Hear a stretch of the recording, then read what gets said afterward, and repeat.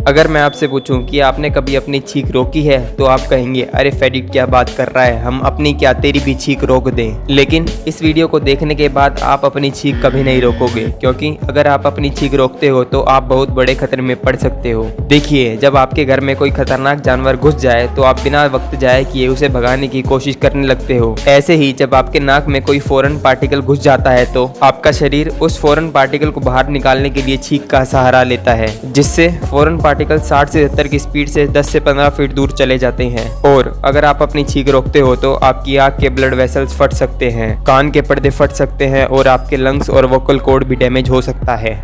इस वीडियो से कुछ सीखने को मिला हो तो वीडियो को लाइक कर देना और ऐसे ही क्वालिटी कंटेंट के लिए फेडिट चैनल को अभी सब्सक्राइब करें।